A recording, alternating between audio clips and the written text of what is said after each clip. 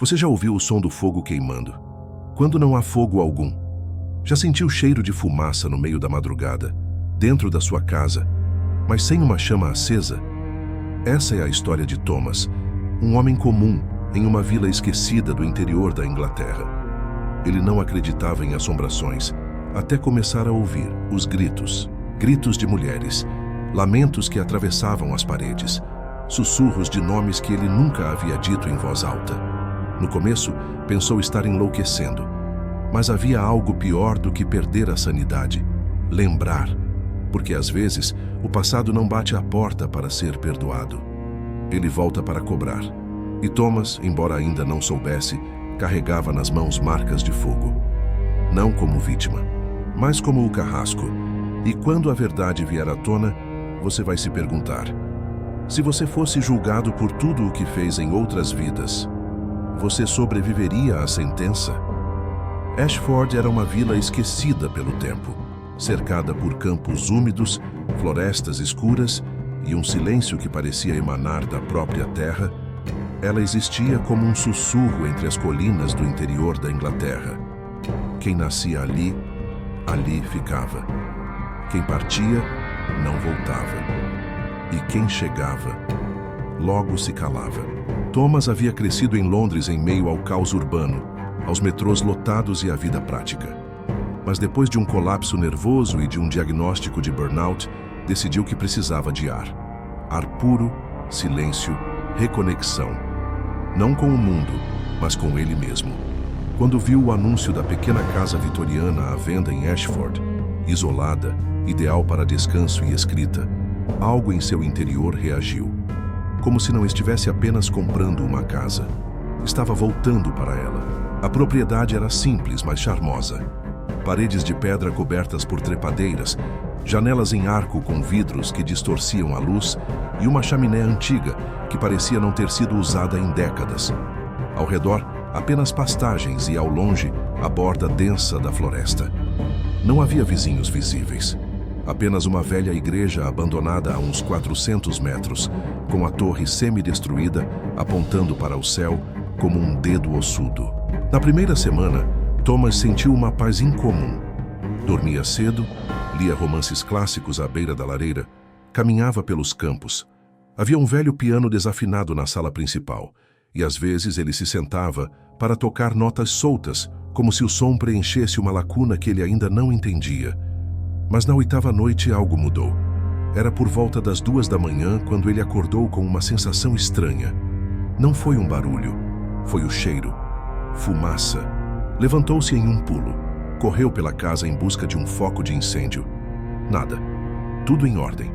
O fogão desligado, a lareira fria, velas apagadas. Mas o cheiro persistia, denso, como se a fuligem estivesse impregnada nas paredes. Na noite seguinte, veio o som. No início pensou que fossem corvos, um grasnar distante, repetitivo, mas logo percebeu que não era bem um som de animal. Era algo entre o grito de uma mulher e o estalo do fogo. Um grito abafado, como se viesse do subsolo. Ele se trancou no quarto, tentou racionalizar. Talvez algum animal morto na floresta próxima, talvez memórias sonoras da cidade, ecos do estresse. Mas então, na 3ª noite, ouviu com clareza.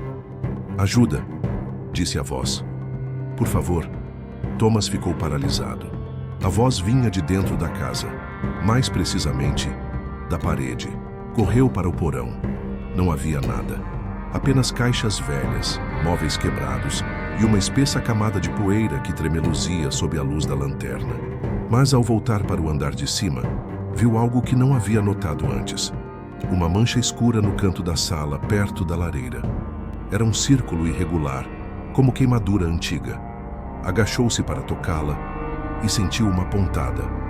Uma dor aguda, como se uma agulha tivesse perfurado seu dedo. "Não mexa com isso", disse uma voz atrás dele. Thomas se virou em um salto, mas não havia ninguém. A partir daquele dia, tudo se intensificou. Durante as madrugadas, o som da lenha crepitando ecoava sem que houvesse fogo aceso. Ele começou a trancar portas que amanheciam abertas, encontrou fios de cabelo escuros espalhados pelo chão da cozinha, embora morasse sozinho, e por fim, teve o primeiro sonho. No sonho, ele estava em um campo de terra seca. O céu era de um cinza sujo, e um grupo de mulheres ajoelhadas gritava enquanto era empurrado por soldados em direção a uma estaca de madeira. No meio delas, uma mulher olhou diretamente para ele. Ela não gritou, apenas encarou, como se o reconhecesse. Thomas acordou gritando, o corpo encharcado de suor e o cheiro de fumaça mais forte do que nunca. Tentou buscar ajuda. Ligou para um antigo amigo, psicólogo, contou sobre os eventos, mas a resposta foi previsível. Síndrome de adaptação, solidão, trauma mal resolvido.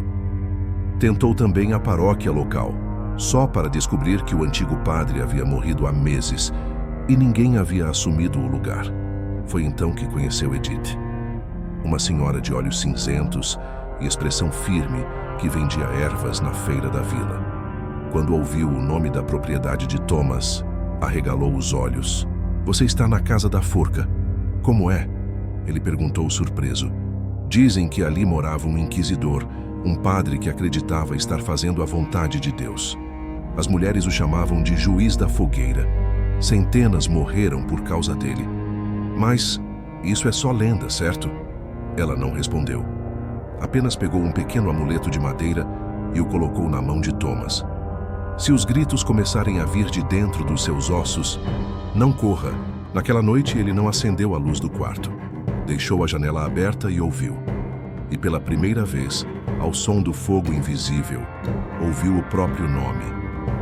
Thomas, ou melhor, Father Jonathan. E foi então que sentiu o cheiro de carne queimada. E não era um cheiro inventado, era memória. Nos dias que seguiram aquela revelação sussurrada, Father Jonathan, Thomas tentou retomar a rotina. A cada amanhecer, se agarrava à luz do sol como um náufrago que encontra uma tábua no meio do mar. Mas à noite, a casa voltava a respirar. E com ela, as memórias que não eram suas, ou ao menos que não pareciam ser. Na manhã seguinte ao sonho mais recente, Thomas saiu para caminhar até a velha igreja, a mesma que via de sua janela desde que se mudara. A estrutura estava em ruínas, as portas caídas, as janelas estouradas e o interior tomado por folhas secas, freixos de madeira e o perfume do abandono. Mas havia algo de sagrado ali ainda, algo que o impediu de entrar de imediato. Ficou parado diante da porta aberta, observando o altar carcomido pelo tempo, quando um frio cortante percorreu suas costas. E então viu, em um dos bancos do fundo, uma marca. Parecia fuligem. Aproximou-se. Era um círculo, igual ao da lareira da sua casa. Agachou-se. A madeira estava chamuscada, e no centro do círculo, cravado no banco, havia algo entalhado em latim. Ignis purificat, sed odit também. Fogo purifica, mas também odeia. Ao lado da frase, um símbolo. Um triângulo dentro de um círculo cortado ao meio. Algo primitivo. Mas aquilo mexeu com Thomas como se ele já o tivesse desenhado 1000 vezes. Voltou para casa em silêncio. O céu nublado deixava a tarde com tons de chumbo. Quando entrou, sentiu o ambiente mais frio do que o normal. Caminhou até a cozinha e encontrou sobre a mesa um livro que jamais vira antes. Era um volume antigo, capa de couro escuro, sem título na lombada. Abriu com cuidado. Nas primeiras páginas, uma série de nomes, femininos. Escreveu-o sem querer numa folha à parte. Agnes, Margaret, Elspeth, Catherine, Isobel, ao lado de alguns nomes, datas, século 17, e sempre a mesma palavra escrita em vermelho ao final, condemnata. As páginas seguintes traziam textos em latim, orações distorcidas, relatos de julgamentos e frases como: "A bruxa nega a cruz e carrega o fogo em seus olhos." Thomas sentiu as mãos suarem. Sua respiração ficou pesada. Largou o livro e foi até o banheiro lavar o rosto. No espelho, sua expressão estava diferente. Seus olhos, mais escuros, ou seria apenas a luz? Passou as mãos pelos cabelos tentando se acalmar, quando algo caiu no chão com um estalo. Era uma cruz de madeira, mas ele não lembrava de ter deixado uma ali. Naquela noite, os gritos voltaram, mais fortes. mais próximos. Não pareciam mais vir de fora, nem das paredes.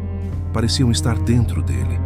Tomado por uma inquietação crescente, vasculhou a casa em busca de qualquer sinal, qualquer pista.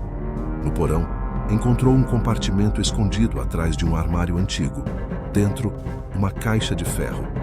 Abriu. Ali estavam papéis antigos, pedaços de tecido, uma estola roxa de sacerdote e uma máscara de ferro. Aquela máscara era feita para cobrir o rosto de alguém, mas havia algo mais terrível. Manchas de sangue ressecado no interior da peça. Ao tocá-la, uma visão o atingiu como um raio. Estava em um tribunal improvisado diante de dezenas de pessoas encapuzadas. Uma mulher era arrastada até ele. Chorava, suplicava, mas ele não ouvia. Apenas lia em voz alta. Catherine Arlo, acusada de pacto com o demônio, de dançar nua sob a lua cheia, de envenenar colheitas e corromper almas puras, condenada pela Santa Inquisição. E então, ele próprio colocou a máscara no rosto dela. O grito de Catherine ecoou em sua mente como um trovão que jamais cessava. Despertou caído no chão, a máscara ainda nas mãos. Seu nariz sangrava, seu peito doía. Mas havia mais. Um espelho próximo havia trincado. E na superfície, entre os cacos, letras pareciam ter surgido. Você ainda lembra. A frase o perseguiu até o amanhecer. No café da manhã, não conseguiu comer.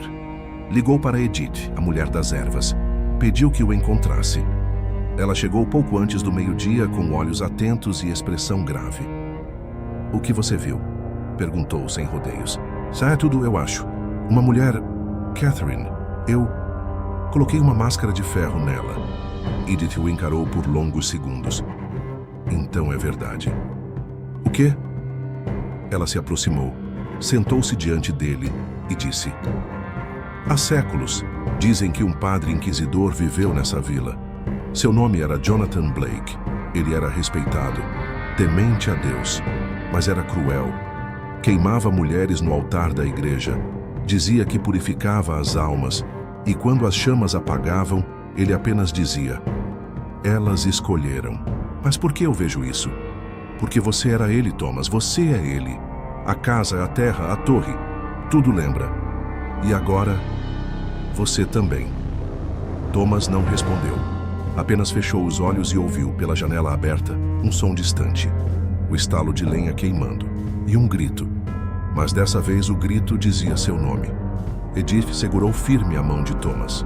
Aquilo que você fez, aquilo que ele fez não foi apenas punição, foi fanatismo, dor travestida de fé. Você precisa entender, Thomas. As vozes que ouve, os gritos, o crepitar do fogo, são ecos. Você os deixou presos aqui. Ele tentou se levantar, cambaleante, mas o peso da culpa começava a se instalar em seu peito, como um ferro em brasa. Caminhou até a lareira e acendeu uma vela, tremendo. Ao lado da chama, colocou o nome que escrevera: Catherine Arlo. Eu matei ela, não foi? Sussurrou. Eu a queimei viva, não só ela, respondeu Edith com um fio de voz. Foram dezenas, talvez mais. Thomas apertou os olhos. As visões estavam voltando, agora com mais força. Uma torre de pedra, com uma fogueira na base. Mulheres sendo empurradas, amarradas em estacas, os olhos suplicantes, a multidão em silêncio. E ele, ou melhor, o outro, com os braços erguidos, a Bíblia em punho sentenciando: pela salvação das almas, o corpo deve arder. E então o fogo. As imagens sumiram. Thomas caiu de joelhos e chorou, como uma criança, como alguém que compreende tarde demais o peso do que fez. Edith se ajoelhou ao lado dele. A alma pede reparação, Thomas. Não basta lembrar. Você precisa agir. Mas como? Ela fitou o fogo da vela, agora tremulando levemente como se sentisse o ambiente pesar. O perdão pode vir, mas primeiro você precisa encarar todas elas e aceitar. Cada uma, cada nome, cada grito. Naquele instante, o relógio antigo da sala tocou 3 vezes, embora não houvesse ninguém que o tivesse dado corda. E da direção da escada, ouviram um som que paralisou ambos. Passos, leves, femininos, subindo. Thomas ergueu os olhos e viu, por um instante fugaz, mas real, a sombra de uma mulher de cabelos longos, subindo as escadas em direção ao quarto onde dormia. Catherine. Ele não tentou detê-la, porque sabia que ela não vinha para feri-lo. Vinha para ser lembrada, e ele estava pronto para isso. Thomas passou a noite em claro. Cada canto da casa parecia sussurrar fragmentos de um tempo distante, como se as próprias paredes estivessem reconstituindo a história que ele havia esquecido. A lareira, mesmo apagada, soltava estalos secos. O chão de madeira por onde ninguém andava rangia como sob o peso de pés invisíveis. E as escadas, as escadas. Aquela última imagem antes do sono. Os cabelos escorridos, os pés descalços, a presença que o olhava sem raiva, apenas com a dor cravada no silêncio. Pela manhã, Thomas decidiu não fugir. Pela primeira vez em dias, abriu todas as janelas da casa e deixou o sol entrar como se tentasse purificar o lugar. Mas o calor da luz apenas iluminava as sombras que ainda persistiam. Passou horas vasculhando cada canto da casa. Encontrou em uma das gavetas escondidas atrás de uma parede falsa um conjunto de pergaminhos enrolados, escritos em latim arcaico. Reconheceu imediatamente a caligrafia, mesmo sem nunca ter visto. Era dele, ou melhor, do homem que ele havia sido. Sentou-se na mesa, abriu o primeiro pergaminho e traduziu, linha por linha, com o auxílio de um velho dicionário da biblioteca. Confissão do vigário Elias. Ano do Senhor, 1613. As bruxas têm olhos de mulher, mas corações de serpente. Queimam para salvar suas almas. É um fardo, mas é meu fardo. Thomas sentiu a mão tremer. Elias. O nome vibrava em sua mente como um sino em uma torre esquecida. E então outro nome veio. Judith. Não estava nos pergaminhos. Veio como uma palavra sussurrada ao pé do ouvido. Não era apenas uma vítima. Era especial. Ele sabia disso, mesmo sem entender por quê. E mais que isso, ela confiava nele. As memórias começaram a se costurar. Cenas nebulosas, mas vívidas. Uma pequena cela de pedra. A luz da tocha tremulando. Judith, uma jovem de cabelos negros e olhos claros, dizendo: "Você prometeu, Elias. Prometeu que me protegeria." Mas o Elias de então apenas desviava o olhar. Murmurava orações. Tapava os ouvidos quando os gritos começavam. E quando finalmente se virou para ela, foi apenas para sussurrar: "É a vontade de Deus." Thomas gritou. Um grito seco, rouco. Estava sozinho na casa, mas sentia-se cercado. E estava. As vozes começaram a se erguer novamente, vindas do sótão, das frestas da parede debaixo do piso.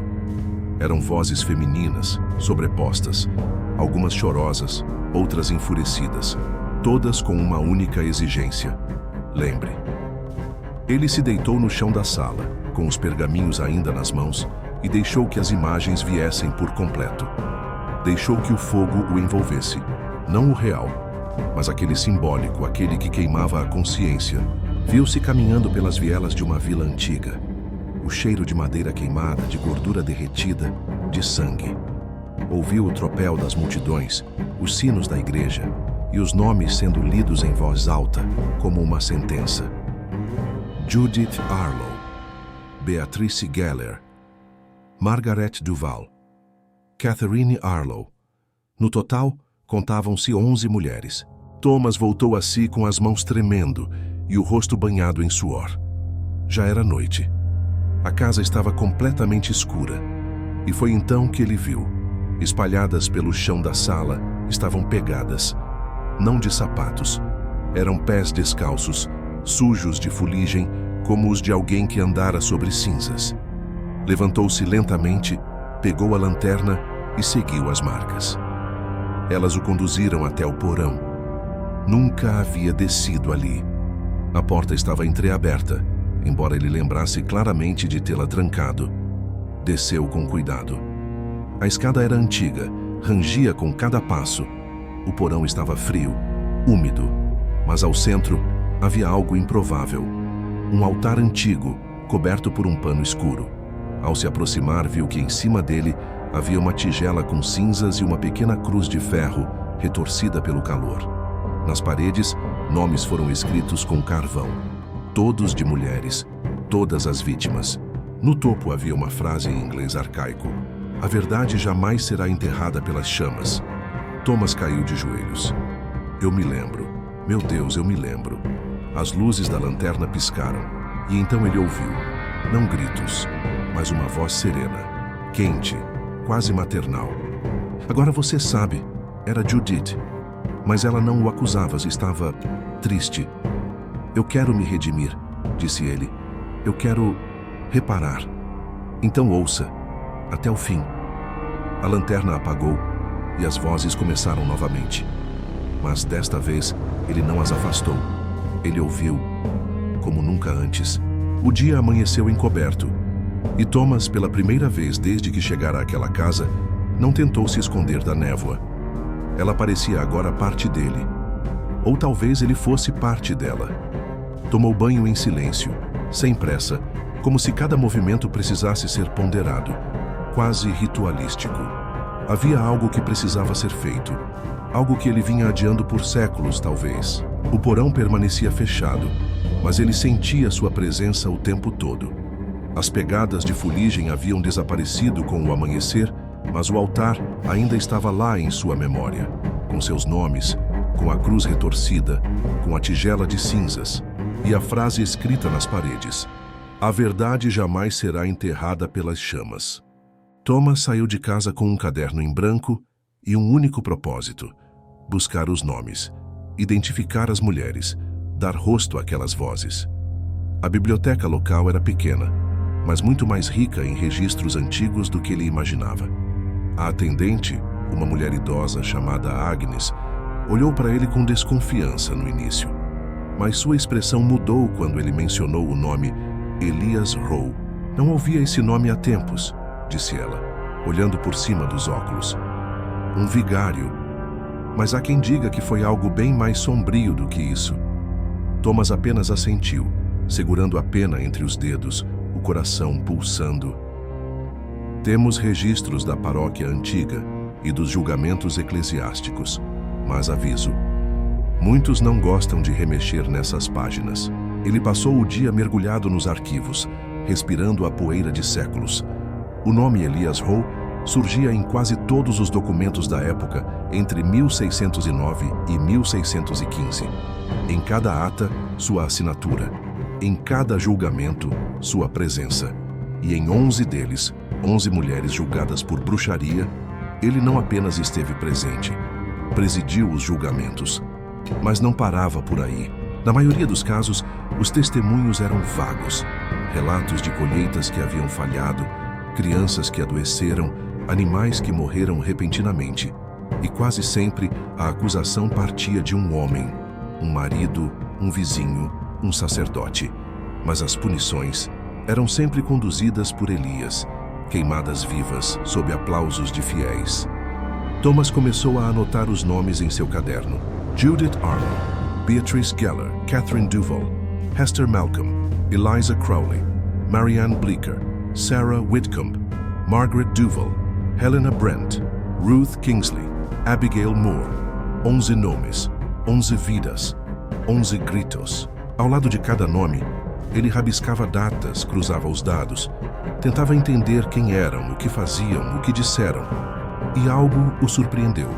Todas tinham alguma ligação com o vilarejo onde ele estava agora. Algumas eram parteiras, outras herbalistas.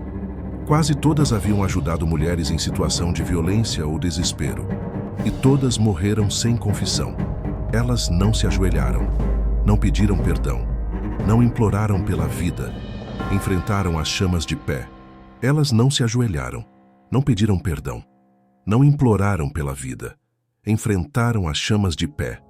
Judith, segundo um relato assinado por Elias, teria olhado nos olhos dele até o último instante e dito: "Um dia, sua alma vai arder no mesmo fogo que acendes contra nós, mas será o fogo da memória, e esse você não poderá apagar. A frase ficava martelando em sua cabeça enquanto caminhava de volta para casa. Ao entrar, o silêncio parecia diferente, quase respeitoso. A casa reconhecia que ele havia começado. Naquela noite, ele acendeu a lareira não por frio, mas como símbolo. Sentou-se diante dela com o caderno no colo e leu em voz alta os nomes uma a uma, como se fosse uma cerimônia inversa, como se estivesse retirando aos poucos as correntes de uma maldição. Mas a casa ainda não estava satisfeita. A cada nome, as chamas da lareira aumentavam. E quando ele disse Judith Arlo, um estalo violento fez a madeira da parede se abrir como se tivesse rachado. Ele se levantou e percebeu que atrás daquela fresta havia um compartimento oculto. Dentro, um objeto envolto em tecido preto. Desembrulhou com cuidado. Era um crucifixo antigo, deformado pelo calor. E preso a ele, uma fita vermelha com letras bordadas. Queime minha carne, mas jamais o que sou. O toque do tecido fez algo se acender em sua mente. Não uma visão, mas um som. O som do próprio Elias, em um púlpito de pedra, recitando sermões sobre purificação, condenação e fé. E Judith, ajoelhada à sua frente, sorrindo com desprezo. Você é só medo, Elias. O medo vestido de Deus. Thomas deixou o crucifixo cair. A fita vermelha dançou no ar antes de tocar o chão. Na manhã seguinte, ele tomou uma decisão. Foi à prefeitura e protocolou um pedido formal para restaurar a capela abandonada do vilarejo, a mesma onde os julgamentos haviam sido realizados. Declarou que a transformaria em um centro de escuta e acolhimento para mulheres em situação de violência, abandono ou injustiça. A burocracia seria lenta, as suspeitas, muitas, mas ele não se importava. Era seu caminho de penitência. Ele começaria pelas que ainda estavam vivas, e à noite escreveria sobre as que morreram. Naquela noite, Thomas não conseguiu dormir. O silêncio parecia ter se recolhido, como se a casa inteira segurasse a respiração. Mesmo com a lareira acesa, o frio era cortante, vindo de dentro, como se os tijolos exalassem séculos de culpa represada. Ele andava de um lado para o outro com o caderno nas mãos, os nomes das 11 mulheres já decorados, os rostos inventados a partir dos fragmentos que lera. Mas era pouco. Sentia que não bastava nomeá-las, era preciso ouvir. Voltou ao porão. Dessa vez, desceu sem lanterna, guiado pela luz fraca que parecia emanar da própria madeira. O altar ainda estava lá, mas algo havia mudado. As paredes estavam cobertas de símbolos, riscados com carvão ou sangue seco, cruzes invertidas, olhos fechados, mãos erguidas. Um sussurro constante parecia vibrar no ar. Não palavras, mas a vibração do sofrimento antigo, eternizado. No centro da sala, havia agora um espelho de moldura negra retorcida como se tivesse sido moldada pelo fogo. Thomas aproximou-se devagar. Viu o próprio reflexo, mas ele parecia dissociado. Não se mexia em sincronia com ele. Os olhos estavam escuros, a expressão fria. Elias, disse a imagem com voz grave, metálica. Thomas recuou, mas não conseguiu parar de olhar. O que você quer de mim? O que sempre recusou a dar, verdade. Eu já aceitei, já nomeei, já pedi perdão. A verdade não é só admitir, é sentir, é reviver. O espelho tremeu. A superfície líquida brilhou e Thomas foi sugado por ela. Não com o corpo, mas com a mente. E então, estava lá. Século 17. A capela. O julgamento. Ele, Elias, estava no púlpito. O rosto sereno, olhos duros. Diante dele, Judith Arlo amarrada a um pilar. A multidão em silêncio. O cheiro de óleo no ar. Em nome de Deus Todo-Poderoso, julgamos esta mulher culpada dos crimes de feitiçaria, blasfêmia e subversão da ordem santa. Judith ergue o rosto. Mesmo com os olhos feridos, ela encara Elias com firmeza. Você treme por dentro, eu vejo. Seu Deus é medo, sua fé é vaidade. Elias hesita, mas levanta a tocha. Que o fogo purifique. As chamas sobem. Judith não grita, mas algo dentro dele, sim.